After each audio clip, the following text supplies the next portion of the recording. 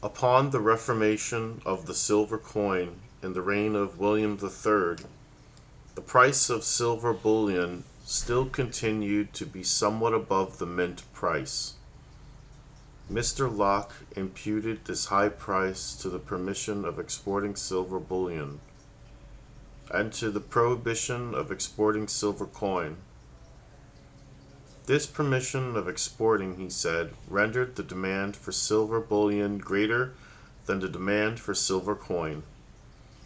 But the number of people who want silver coin for the common uses of buying and selling at home is surely much greater than that of those who want silver bullion either for the use of exportation or for any other use. There subsists at present a like permission of exporting gold bullion, and a like prohibition of exporting gold coin, and yet the price of gold bullion has fallen below the mint price. But in the English coin, silver was then, in the same manner as now, underrated in proportion to gold. And the gold coin, which at that time too was not supposed to require any reformation, regulated then, as well as now, the real value of the whole coin, as the reformation of the silver coin did not then reduce the price of silver bullion to the mint price. It is not very probable that a like reformation will do so now.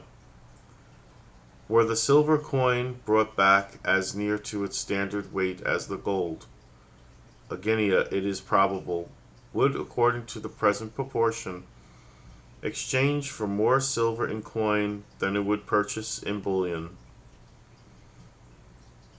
The silver coin containing its full standard weight, there would in this case be a profit in melting it down, in order first to sell the bullion for gold coin, and afterwards to exchange this gold coin for silver coin, to be melted down in the same manner. Some alteration in the present proportion seems to be the only method of preventing this inconveniency. The inconveniency, perhaps, would be less if silver was rated in the coin as much above its proper proportion to gold as it is at present rated below it, provided it was the same time enacted that silver should not be a legal tender for more than the change of a guinea, in the same manner as copper is not a legal tender for more than the change of a shilling.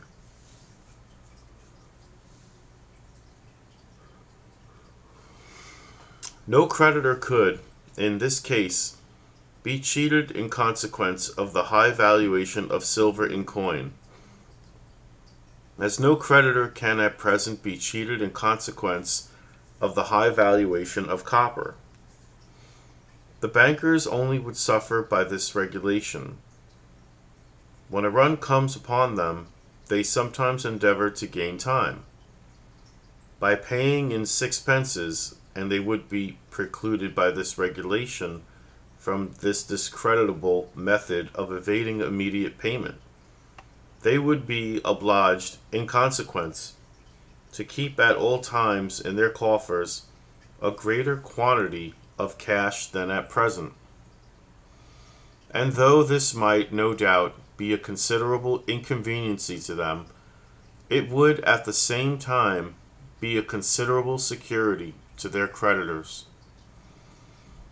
£3 17 shillings and 10 pence halfpenny, the mint price of gold, certainly does not contain, even in our present excellent gold coin, more than an ounce of standard gold, and it may be thought therefore should not purchase more standard bullion. But gold in coin is more convenient than gold in bullion, and though, in England, the coinage is free, yet the gold which is carried in bullion to the mint can seldom be returned in coin to the owner till after a delay of several weeks. In the present hurry of the mint, it could not be returned till after a delay of several months. This delay is equivalent to a small duty, and renders gold in coin somewhat more valuable than an equal quantity of gold in bullion. If, in the English coin, silver was rated according to its proper proportion to gold, the price of silver bullion would probably fall below the mint price. Even without any reformation of the silver coin, the value even of the present worn and defaced silver coin being regulated by the value of the excellent gold coin for which it can be changed.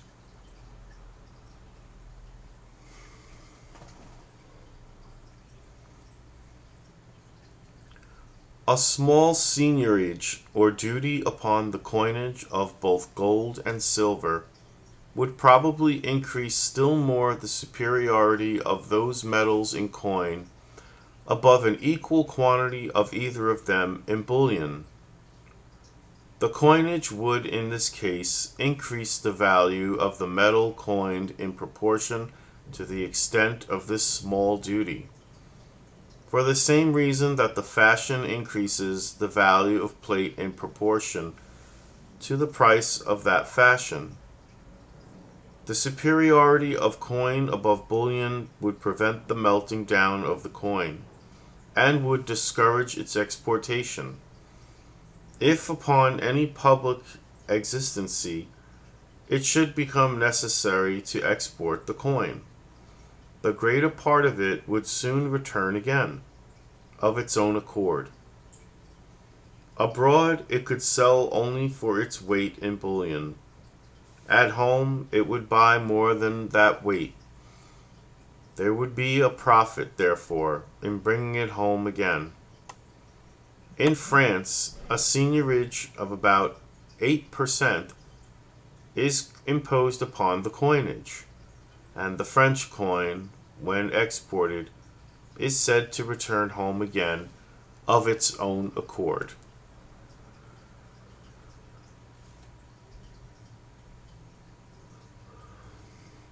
The occasional fluctuations in the market price of gold and silver bullion arise from the same causes as the like fluctuations in that of all other commodities. The frequent loss of those metals from various accidents by sea and by land, the continual waste of them in gilding and plating, in lace and embroidery, in the wear and tear of coin, and in that of plate, require in all countries which possess no mines of their own a continual importation in order to repair this loss and this waste. The merchant importers, like all other merchants, we may believe, endeavor, as well as they can, to suit their occasional importations to what they judge is likely to be the immediate demand. With all their attention, however, they sometimes overdo the business and sometimes underdo it. When they import more bullion than is wanted, rather than incur the risk and trouble of exporting it again, they are sometimes willing to sell a part of it for something less than the ordinary or average price.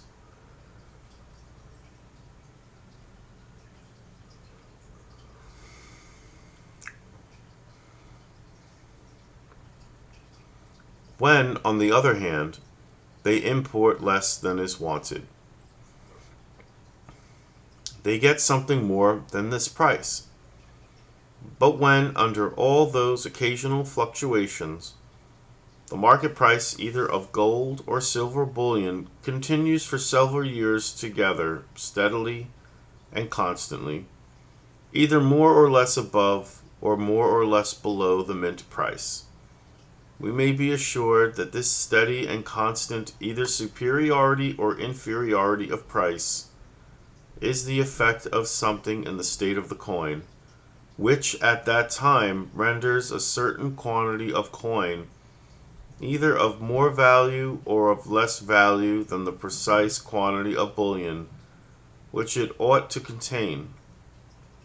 The constancy and steadiness of the effect supposes a proportional constancy and steadiness in the cause.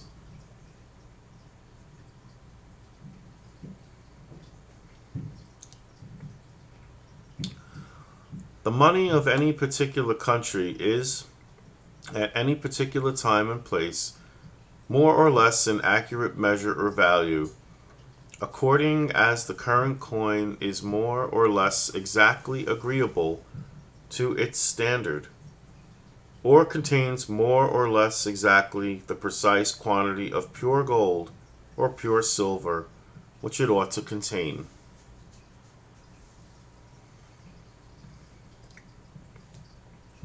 If in England, for example, 44 guineas and a half contained exactly a pound weight of standard gold, or 11 ounces of fine gold, and 1 ounce of alloy, the gold coin of England would be as accurate a measure of the actual value of goods at any particular time and place as the nature of the thing would admit.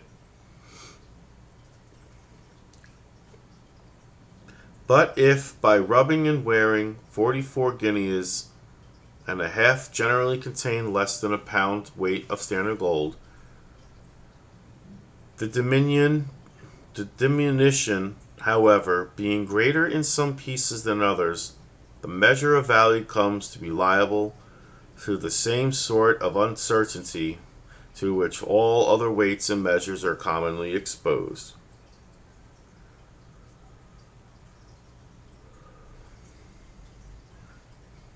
As it rarely happens that these are exactly agreeable to their standard, the merchant adjusts the price of his goods as well as he can, not to what those weights and measures ought to be, but to what upon an average he finds by experience they actually are.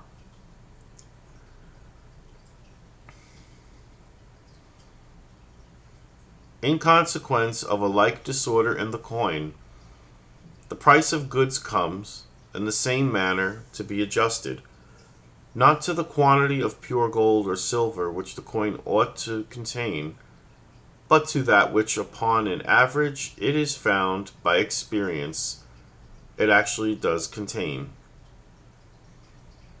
By the money price of goods it is to be observed, I understand always the quantity of pure gold or silver for which they are sold, without any regard to the denomination of the coin. 6 shillings and 8 pence, for example, in the time of Edward I, I consider as the same money price with a pound sterling in the present times, because it is contained, as nearly as we can judge, the same quantity of pure silver.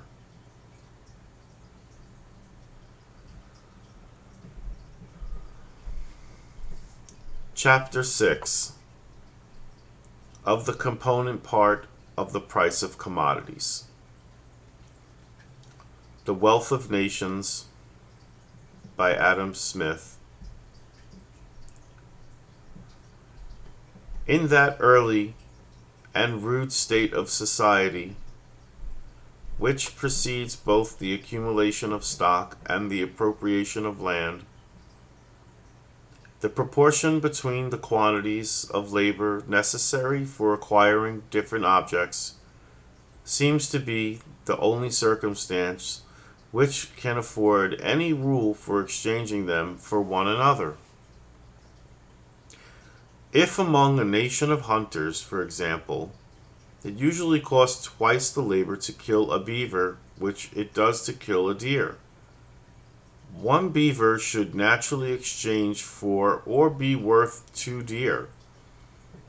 It is natural that what is usually the produce of 2 days or 2 hours' labor should be worth double of what is usually the produce of 1 day's or 1 hour's labor.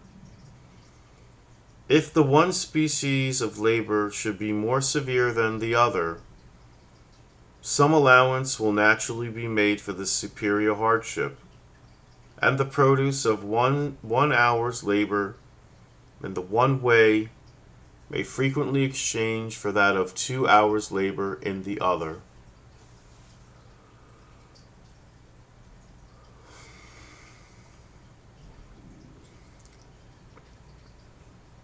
Or if the one species of labor requires an uncommon degree of dexterity and ingenuity, the esteem which men have for such talents will naturally give a value to their produce, superior to what would be due to the time employed about it.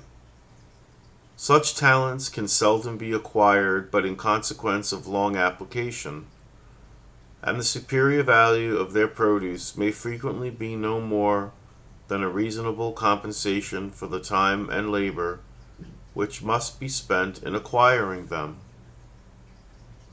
In the advanced state of society, allowances of this kind for superior hardship and superior skill are commonly made in the wages of labor, and something of the same kind must probably have taken place in its earliest and rudest period.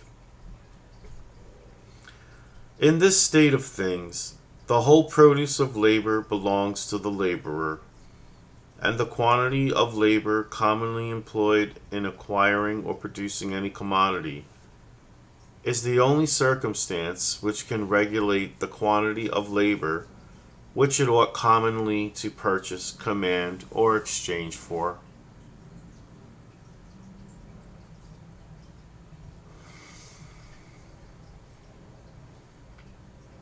As soon as stock has accumulated in the hands of particular persons, some of them will naturally employ it in setting to work industrious people, whom they will supply with materials and subsistence, in order to make a profit by the sale of their work, or by what their labor adds to the value of the materials.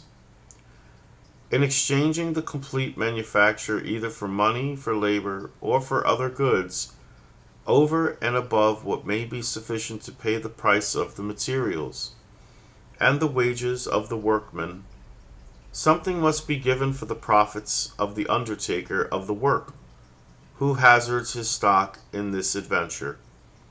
The value which the workmen add to the materials, therefore, resolves itself in this case into two parts, of which the one pays their wages, the other the profits of their employee upon the other the profits of their employer upon the whole stock of materials and wages which he advanced. He could have no interest to employ them, unless he expected from the sale of their work something more than what was sufficient to replace his stock to him. And he could have no interest to employ a great stock rather than a small one, unless his profits were to bear some proportion to the extent of his stock.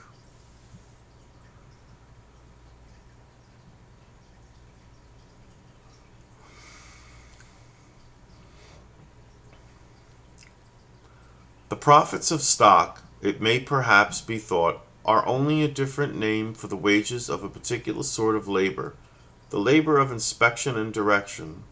They are, however, altogether different, are regulated by quite different principles, and bear no proportion to the quantity, the hardship, or the ingenuity of this supposed labor of inspection and direction. They are regulated altogether by the value of the stock employed, and are greater or smaller in proportion to the extent of this stock. Let us suppose, for example, that in some particular place, where the common annual profits of manufacturing stock are 10%, there are two different manufacturers.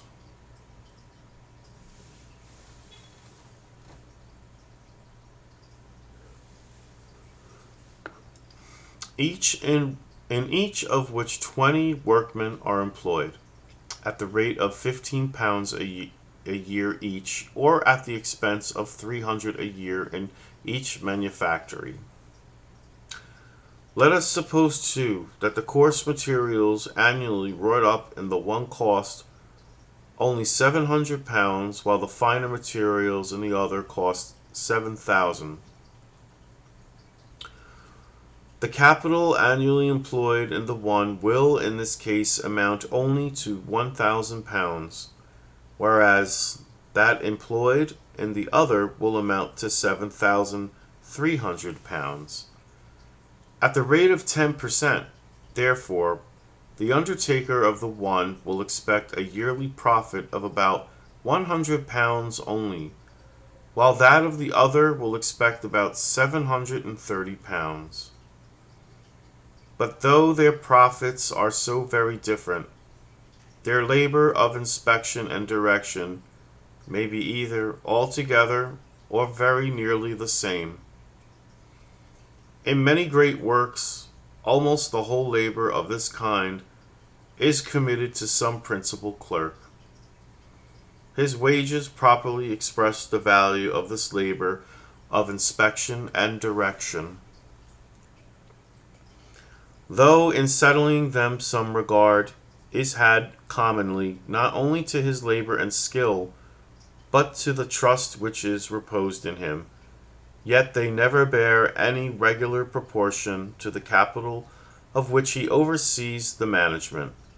And the owner of this capital, though he is thus discharged of almost all labor, still expects that his profit should bear a regular proportion to his capital.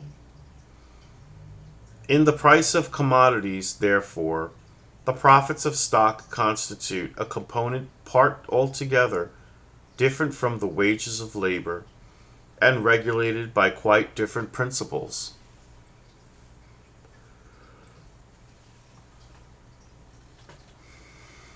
In this state of things, the whole produce of labor does not always belong to the laborer.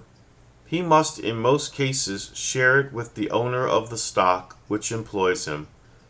Neither is the quantity of labor commonly employed in acquiring or producing any commodity. The only circumstance which can regulate the quantity which it ought commonly to purchase, command, or exchange for an additional quantity, it is evident, must be due for the profits of the stock which advance the wages and furnish the materials of that labor.